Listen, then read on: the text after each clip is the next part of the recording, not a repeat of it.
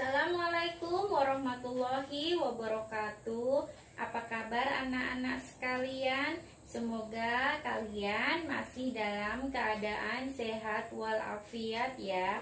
Ya, kita bertemu kembali dalam pembelajaran tematik tema benda, hewan, dan tanaman di sekitarku dan subtema hewan di sekitarku. Ya, kali ini kita akan belajar tematik tema 7 dan subtema 8. Kalian duduk yang manis, dengarkan penjelasan ibu guru ya. Ya, kita mulai dengan mengucapkan Bismillahirrahmanirrahim. Muatan pertama yang akan kita pelajari pada kali ini adalah muatan PPKN. Kita akan belajar tentang aturan merawat hewan di rumah. Aturan adalah tata tertib yang harus kita patuhi. Aturan di rumah harus dipatuhi oleh seluruh anggota keluarga. Siapa saja yang ada di dalam keluarga kita harus mematuhi aturan yang berlaku di rumah kita ya. Salah satu aturan di rumah yaitu adalah aturan merawat hewan peliharaan. Kalian punya tidak hewan peliharaan di rumah? Misalkan kucing, ayam, ya, kambing atau sapi, ya, burung. Nah, itu hewan-hewan peliharaan itu harus dirawat agar tetap sehat. Salah satu contoh merawat hewan peliharaan yaitu membersihkan kandangnya. Ya, membersihkan kandangnya itu kita lakukan setiap hari. Kandang binatang itu pasti kotor setiap hari ya, karena mereka membuang kotorannya di situ juga. Kalau tidak dibersihkan akan menjadi sarang penyakit. Hewan peliharaan kita akan mudah terkena penyakit. Contoh yang lain lagi, kalian harus rajin memberi makan ya. Kalian beri makan makanan yang sesuai dengan jenis hewannya. Kalau misalkan kucing, kalian harus memberi makanan kucing. Kalau kalian pelihara burung, berarti harus memberi makanan burung ya. Jangan salah memberi makan, nanti berakibat fatal. Hewan kalian bisa mati. Yaitu salah satu contoh cara merawat hewan. Muatan berikutnya adalah muatan bahasa Indonesia. Kita akan belajar tentang ungkapan pemberitahuan. Pada pembelajaran yang lalu kita juga sudah belajar tentang ungkapan pemberitahuan. Ya, ungkapan pemberitahuan adalah ungkapan yang memberitahukan informasi secara lisan dan tulisan agar pendengar atau pembaca mematuhinya. Kalimat pemberitahuan itu memiliki dua makna, yaitu larangan dan himbauan ya. Contoh pertama, misalkan jagalah kebersihan lingkungan. Itu adalah contoh ungkapan pemberitahuan yang berisi tentang himbauan. Yang kedua, dilarang menginjak rumput. Nah, itu adalah salah satu contoh ungkapan pemberitahuan larangan ya. Misalkan kalian juga kalau pergi ke suatu tempat rekreasi, misalkan ke pantai, di situ ada tulisannya dilarang mandi-mandi karena ombak besar. Nah, itu adalah larangan, kita tidak boleh mandi di pantai tersebut. Atau misalkan kalian pergi ke tirta, di situ ada tulisannya kolam ini untuk orang dewasa. Nah, itu ungkapan pemberitahuannya, himbauan ya. Seperti itu, kalian berekreasi kemanapun, kalian lihat di situ ada tulisan, berarti itu adalah ungkapan pemberitahuan. Yaitu materi bahasa Indonesia. Kita masih belajar muatan bahasa Indonesia, yaitu ungkapan pemberitahuan. Kalian perhatikan di situ ada rambu-rambu. Kalian perhatikan rambu yang pertama, di situ ada lingkaran yang ada gambar hewan di dalamnya ya. Di situ dikasih tanda garis. Ya, berarti itu pemberitahuannya dilarang membawa hewan peliharaan. Berarti misalkan di sebuah daerah atau di sebuah tempat ada tulisan seperti itu, berarti kalian dilarang membawa hewan peliharaan untuk di daerah tersebut ya. Nah, misalkan yang kedua, kalian coba perhatikan yang kedua, di situ ada gambar kucing kemudian digaris.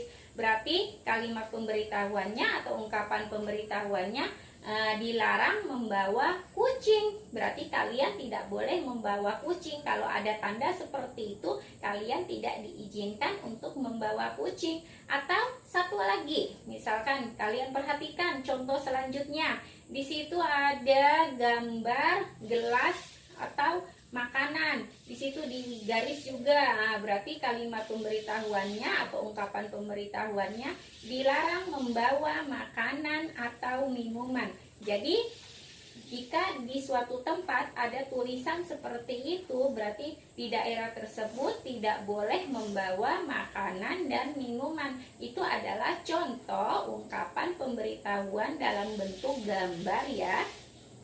Kita beralih ke muatan matematika. Kita akan belajar tentang membandingkan dua kumpulan benda. Yang akan kita pelajari yaitu lebih banyak simbolnya kayak huruf V, tapi menghadap begini ya, lebih banyak begini ya, lebih banyak. Atau lebih sedikit begini, dia simbolnya V-nya. Atau sama dengan berarti tandanya sama dengan garis 2 di atas dan di bawah ya. Itu adalah simbol lebih banyak, lebih sedikit, atau sama banyak. Contoh yang pertama, Ibu Guru punya angka 32 dan 52. Nah, kalian perhatikan, 32 lebih apa ya daripada 52? Ya, 32 lebih sedikit daripada 52. Jadi simbolnya begini, lebih sedikit, V-nya menghadap ke sana ya. Ya, kemudian 64 dan 25. 64 lebih banyak daripada 25. Berarti 64 lebih banyak begini ya. Berarti ya simbolnya ya. Oke, sekarang Ibu Guru punya angka 73 dan 73. Berarti 73 sama banyak dengan 73. Berarti simbolnya sama dengan atau garis 2 di atas dan di bawah. Atau Ibu Guru punya contoh satu lagi, angka 58 dan 48. 58 lebih banyak daripada 48. Jadi 58 lebih banyak begini ya, menghadap ke angka 58. Itu adalah materi membandingkan dua kumpulan benda. Kita masih belajar muatan matematika ya, tapi dengan materi yang berbeda. Sekarang kita akan belajar mengurutkan bilangan banyak benda. Yang pertama, kita akan mengurutkan bilangan dari yang terbesar. Coba kalian perhatikan papan tulis. Di situ ada angka yang diacak, yaitu 42, 45, 44, dan 43. Kita akan mengurutkan angka-angka tersebut dari yang terbesar. Coba kalian lihat, angka yang terbesar adalah angka 45, kemudian 44, 43, dan 42. Jadi dia punya urutannya dari 45, 44, 43, dan 42. Itu urutan dari yang terbesar. Sekarang kita akan mengurutkan dari yang terkecil. Ibu Guru punya angka yang diacak lagi, kalian coba perhatikan. Di situ ada angka 67, 69, 68, dan 70. Kita cari angka yang paling kecil. Angka berapa ya yang paling kecil? Ya, angka 67. Kemudian 68, 69, dan 70. Ya, itu materi kita tentang membandingkan banyak benda ya. Kita beralih ke muatan SBDP. Kita akan belajar tentang menirukan gerak hewan. Di sekitar lingkungan kita pasti terdapat banyak hewan ya. Misalkan ada ayam, ada kucing, burung ya. kambing atau sapi, ya kita bisa menirukan gerakan-gerakan hewan-hewan tersebut. Ya, di sini Ibu Guru punya beberapa contoh hewan yang bisa kita tirukan. Kalian perhatikan papan tulisnya. Yang pertama, di situ kita akan menirukan hewan bebek. Ya, hewan bebek kita tirukan, tangannya maju ke depan begini, tangan satunya di belakang ya. Jadi seperti ini jalannya ya. Jalannya seperti ini adalah jalannya bebek. Nah, kemudian yang kedua, kalian perhatikan di situ ada gambar kelinci. Sekarang kita akan menirukan gerakan kelinci. Ya, tangan kelinci seperti ini. Kita tirukan jalannya ya, badannya agak sedikit dibungkukkan. Jadi jalannya begini ya. Ini adalah gerakan kelinci yang sedang berjalan. Kalian bisa menirukannya? Pasti bisa ya. Kemudian yang ketiga, di situ ada kuda.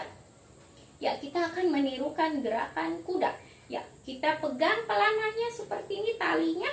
Kemudian kakinya satu diangkat seperti itu. Kemudian begini ya. Nah, ini adalah ketika kita naik kuda seperti ini ya. Ya, itu adalah gerakan-gerakan hewan di sekitar kita yang bisa kita tirukan ya. Kalian bisa mencontohkan di rumah atau mempraktekkan di rumah ya. Muatan yang terakhir adalah muatan PJOK. Materi kita yang pertama adalah gerak melompat sesuai irama. Melompat adalah salah satu contoh gerakan lokomotor atau gerakan berpindah tempat.